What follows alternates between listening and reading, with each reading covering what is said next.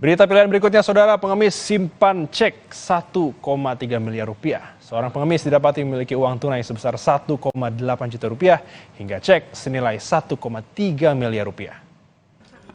Tadi kuncinya apa? Hyundai ya? Hyundai.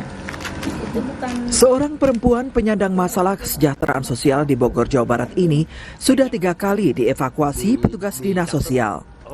Setelah diperiksa, perempuan bernama Tini ini kedapatan memiliki uang senilai Rp1.800.000 dan sejumlah surat tanda nomor kendaraan atau STNK.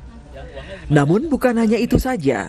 Ternyata petugas juga menemukan sebuah cek salah satu bank senilai 1,3 miliar rupiah dari perempuan yang kerap tinggal di bawah jembatan penyeberangan ini.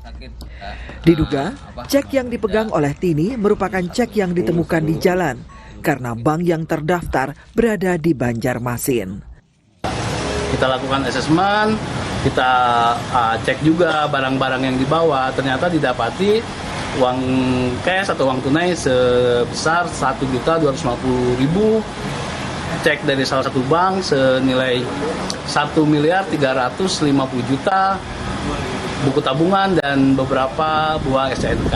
Kehabisan cek saya tidak cek sejauh itu karena itu mungkin sudah lama ya. Kalau menurut hemat saya itu sudah lama dan bisa jadi itu adalah barang-barang yang jatuh atau yang tertinggal tetapi ditemukan oleh Bu Tini. Dinas Sosial Kota Bogor melakukan verifikasi kepada keluarga Tini dan didapati ia tinggal di tempat yang sangat layak. Tini langsung diberikan perawatan di Rumah Sakit Jiwa Marzuki Mahdi karena terindikasi mengalami gangguan jiwa. Wulan Sabtohadi, Kompas TV, Bogor, Jawa Barat.